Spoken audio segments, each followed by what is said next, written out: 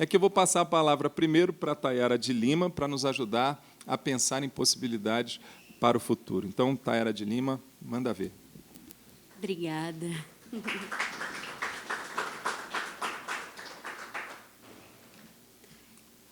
a 25 minutos para cada um. Vou marcar aqui. Boa tarde a todo mundo. É uma coisa falar depois das mesas incríveis que já aconteceram aqui hoje, né? Enquanto eu estava olhando as mesas e presenciando a memória viva aqui sendo compartilhada com a gente, eu fiquei pensando muito na minha posição aqui nessa mesa, considerando que, em 95, no ano da marcha, eu tinha 6 anos de idade, né? Então, e fiquei pensando que isso tem muito a ver, acho que com duas coisas. A primeira é a minha formação. Eu sou historiadora e professora de história, mas, principalmente, tem a ver com a minha formação enquanto uma pessoa que foi à universidade e que, nessa universidade, foi absolutamente impactada pelo que eu tenho chamado de cultura de luta antirracista. E aí vou aproveitar que o Amilcar já fez a introdução, né, para pensar essa cultura de luta antirracista, essa cultura de luta antirracista que vem especificamente desse movimento ali da década de 70 e que, posteriormente, esse movimento que estava em atuação na organização da marcha. E, para pensar isso, eu vou justamente nessa síntese que o Amilcar explicou, do Amilcar Cabral, que acreditava muito no papel da cultura na luta política de libertação de Guiné-Bissau e Cabo Verde, e isso era um pensamento mais ou menos comum e geral na luta política contra a colonização das nações africanas, que é uma ideia de que a cultura ela carrega todos aqueles códigos e aqueles significados que só podem ser produzidos na luta. Então, uma vez que tem um grupo que luta numa sociedade, não são só as conquistas objetivas que geram possibilidades de desenvolvimento no futuro. Isso também. Então, quando eu vou pensar em movimento negro, estou pensando em conquistas objetivas, como as que foram apresentadas aqui, e essas conquistas que a marcha foi buscar, né, com o Estado tomando responsabilidade por políticas públicas. Então, conquistas objetivas como lei de cotas, Estatuto da Igualdade Racial, Lei 10.639. Mas, lá na teoria do Amilcar Cabral, e essa ideia que eu desenvolvi na tese sobre a cultura de luta antirracista, o que eu pensei é que essa luta objetiva, essa luta que a gente pôde ver hoje ao longo do dia inteiro, ela cria códigos e significados próprios desse movimento que vão se espalhando na sociedade. E essa é uma característica muito fundamental desse movimento negro do século XXI, que é o que eu estudei.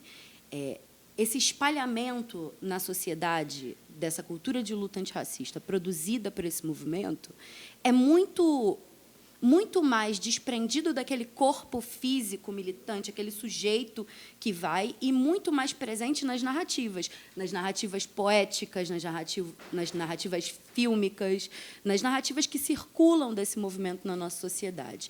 E vão produzindo um movimento de reeducação. Isso não é novo, a gente, né, já conversou sobre isso.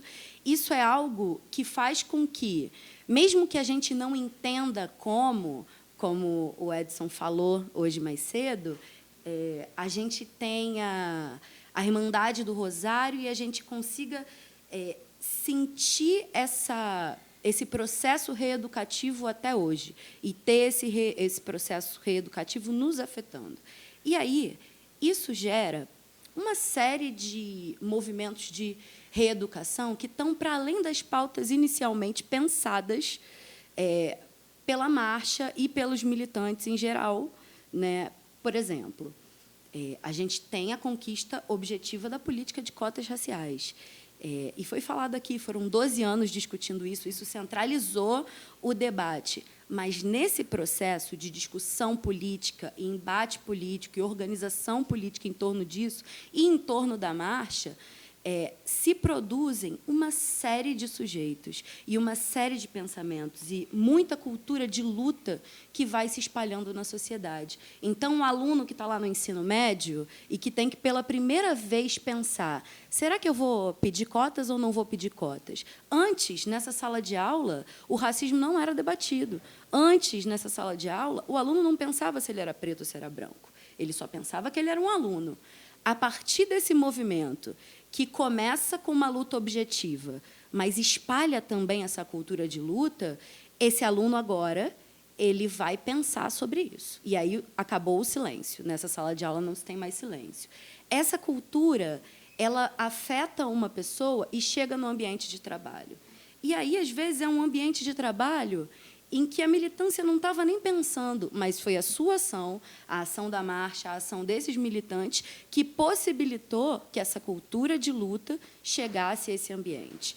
Um pai, uma mãe que vai educar um pouco melhor seu filho negro para a questão racial. E antes isso não chegava, mas a partir dessa cultura de luta, então esse pai e essa mãe não está necessariamente dentro da militância organizada.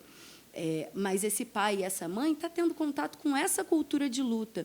E aí, né, eu fico pensando que era uma ideia pensar os legados. E eu acho que muita gente trouxe muitos legados aqui hoje. E esse é um legado que também é um legado da marcha. Esse é um legado que também é um legado dos movimentos negros, que é fazer com que essa luta antirracista se espalhe cada vez mais na sociedade, chegando, às vezes, em lugares em que a gente não tem nem dimensão, em que a gente não tem nem noção. Então, em coisas como o aluno da educação básica, que hoje não raspa mais a cabeça, ele deixa o cabelo dele crescer. E ele está necessariamente racialmente letrado, engajado nas políticas e engajado na luta antirracista? Não. Mas afetou aquele menino lá da educação básica essa cultura que foi se espalhando na sociedade. Então, eu acho que isso é um legado que a marcha traz e que esses movimentos negros trazem, e que, às vezes, a gente não está nem pensando como um legado, mas que impactou profundamente a nossa sociedade. Porque, se as políticas públicas não estão retrocedendo, é também porque a sociedade está em contato com essa cultura da luta e não retrocede nas suas percepções, influenciado por essa cultura. E aí, essa é a primeira coisa, né? Eu acho que ter tido uma formação absolutamente em contato com essa cultura de luta antirracista me fez pensar a história a partir da luta. Então, eu sou uma historiadora, hoje professora de educação básica do município do Rio de Janeiro, pensando a história a partir de uma outra perspectiva, não porque a universidade que eu fui formada era afrocentrada ou era antirracista. Inclusive, ela tem, como todas as outras no Brasil, uma tradição bastante colonial, mas porque essa cultura de luta antirracista estava impregnando a universidade e debatendo nos espaços, mesmo sem necessariamente, eventualmente sim, mas mesmo sem necessariamente ter em todos os seus espaços um militante do movimento negro ali, institucionalizado, organizado. Então, acredito que esse é um legado a se pensar, né? Que tem a disputa institucional, mas tem esse fluxo de códigos e significados e que vai mudando comportamentos. Eu lembro que a Ana Flávia Magalhães, que eu entrevistei nesse projeto que nós entrevistamos nesse projeto que o Amilcar já falou para vocês, ainda há pouco, quando ele fez a pergunta, ela dizia que era um fluxo que faz com que o movimento atinja corações e mentes, e que é um fluxo que possibilita a reeducação da sociedade. Esse fluxo é o fluxo do professor que está na sala de aula e que vai levar adiante uma educação antirracista, mesmo que este professor não esteja engajado na militância institucional do movimento negro. Então, me parece que estar aqui, a minha presença aqui, tem um pouco a ver com essa perspectiva de estudar essa característica que se expande no século XXI, que é a circulação da cultura de luta antirracista. E aí a questão é, Não é que a cultura de luta antirracista é uma característica do movimento negro do século XXI. Claro que não. A luta contra o racismo no Brasil produz essa cultura desde que tem uma pessoa lutando contra o racismo e contra a escravidão nesse país. Mas, hoje, a gente tem a possibilidade de que isso se expanda de uma forma muito mais intensa a partir do que todo mundo entende como século XXI, né? Aceleração das tecnologias de comunicação. Então, isso eu acho que é um ponto importante. E eu acho que outra coisa que faz com que eu chegue até aqui é essa perspectiva do futuro, né? Então, no doutorado, que eu terminei há um pouco tempo, eu estudei o movimento negro do século XXI. E esse movimento negro do século XXI, ele tem pensado uma forma de estar no mundo e de existir no mundo que tem muito a ver com o que a gente conversou aqui hoje, né? Porque é isso, o movimento negro da década de 30, da década de 50, da década de 70, do século XXI, existem sempre continuidades e descontinuidades.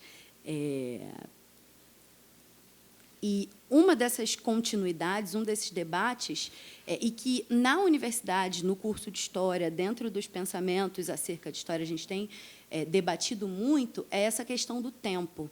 E eu acho que isso está muito centrado aqui.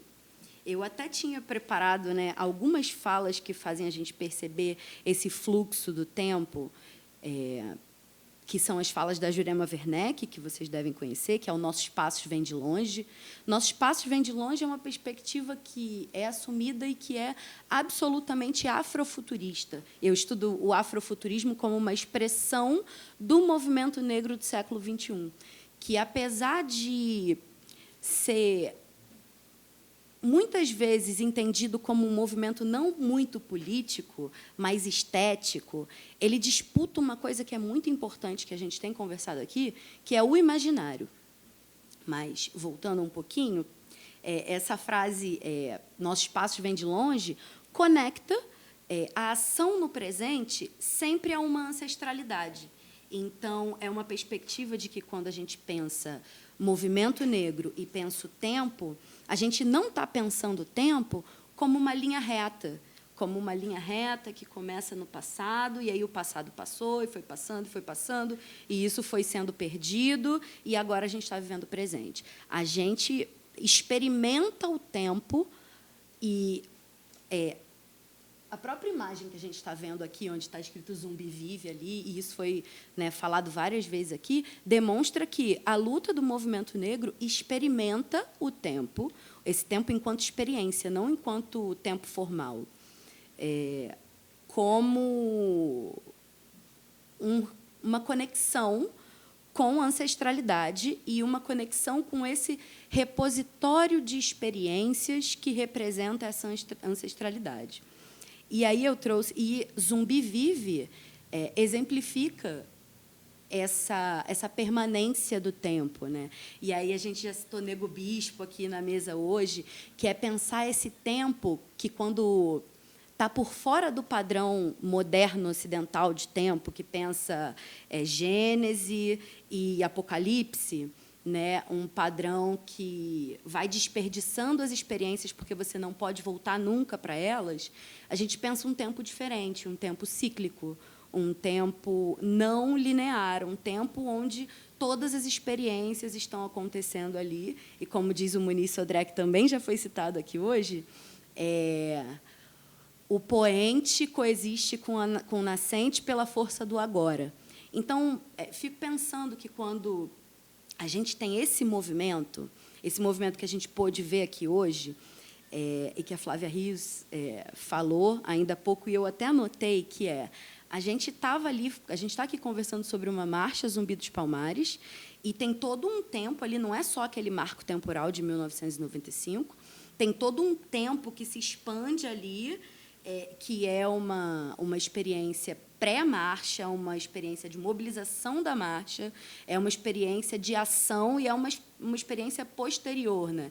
Que tem o ônus ali e tem o bônus, que é muito pensado numa lógica temporal que não é imediatista, é uma lógica temporal que está articulando o futuro. Então, nessa perspectiva da marcha, a gente articula 300 anos de Zumbi, né, e do Quilombo de Palmares. Então, não é uma ingenuidade, não é uma coisa que acontece ao acaso, é a articulação de um repositório de experiências de luta.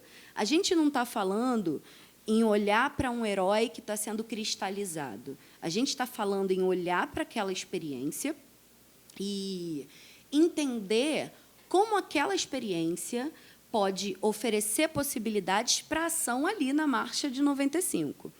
E aí, agora, a gente está aqui num evento 30 anos no futuro, em que a gente está falando sobre uma galera que se pôs em marcha, articulando tecnologias ancestrais, 300 anos, ancestralidade, e construindo com consciência, naquele momento, de que o que se construía não era o presente, era a construção do futuro. Então, existia uma intencionalidade clara de que, apesar de colocar 100 ônibus de Belo Horizonte para Brasília, implicar num ônus naquele momento, para o futuro, isso representava uma construção de país, isso representava uma ideia de futuro. E acho que por que é importante pensar sobre isso, pensar sobre o imaginário, pensar sobre essa disputa? Eu leio um pouco sobre o intelectual afrofuturista e ele pensa sobre o tempo, especificamente sobre esses usos do futuro para o presente, que é uma coisa que, na história, é quase proibido, né? A história da futurologia né? Mas, então, eu estou usando o afrofuturismo justamente por causa dessa ousadia dele, porque ele não está aí comprometido com essa história linear, ele está comprometido em usar o futuro, porque o futuro, né, não foi tocado pelas mãos do colonialismo. O futuro é o tempo em que o racismo pode não existir. O futuro é o tempo que está aberto para a imaginação visionária. O futuro é o tempo que a gente pode construir. E aí esse movimento estava fazendo exatamente isso. Quando se para de pensar em não estou mais denunciando, mas estou aqui projetando um futuro, isso quer dizer o quê? Que esse movimento desejava, e é o que o Kodo Eshun fala, que é esse intelectual afrofuturista, ele fala que, quando a gente pensa o futuro, a gente está pensando em projetar o futuro preferido para que esse futuro, através da mobilização desse futuro, que é o nosso futuro preferido, a gente possa fazer com que esse futuro se infiltre no presente. Então, me parece que, e aí, né, por que é importante falar sobre imaginário, por que é importante pensar o afrofuturismo e por que é importante um evento como esse que mobiliza esse repositório de experiências incríveis, de tecnologias de luta. A gente, né, o Marcos falou, né, que a gente está falando de produção de episteme de luta, de uma nova epistemologia que se produz da experiência viva de como é colocar uma marcha que está pensando o futuro para acontecer. Isso é tecnologia, isso é repositório de experiência. E aí, por que é tão importante pensar isso nesse momento? Tivemos inúmeros motivos aqui apresentados de por que é tão importante. Mas, pensando a partir dessa perspectiva do afrofuturismo, né, eu estava lendo... Eu acho que essa é uma sensação geral, não sei se vocês compartilham, mas eu tenho visto isso como uma sensação. E eu li recentemente uma pesquisa, que é uma pesquisa sobre futuros, e sobre como a juventude do século XXI ela tem olhado para o futuro não como uma possibilidade de ação, mas com medo. Então, eu acho que é Teach the Future, o nome da pesquisa, que é uma pesquisa que vai perguntar para jovens o que eles pensam sobre o futuro. Esses jovens que estão aí pensando que a favela venceu, né, vivendo muito mais um presente em que se consegue algum conforto material do que a expectativa de imaginar e projetar um futuro. E aí, diante dessa desesperança, esse sentimento de desesperança com o futuro, eu acho que esse movimento é muito importante.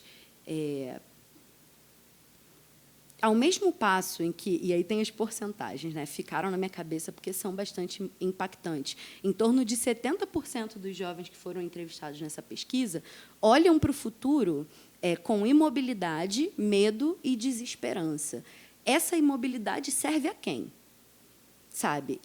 Quando você olha para o futuro, você não pensa numa possibilidade de construir um futuro onde haja população negra existindo na nossa sociedade de maneira igual, como foi o que a gente aprendeu com as tecnologias de luta que a Marcha apresentou para a gente, qual é o futuro que a população negra vai ter? Se é essa galera que vai construir esse futuro, se é a essa galera que cabe pensar os projetos dos próximos anos.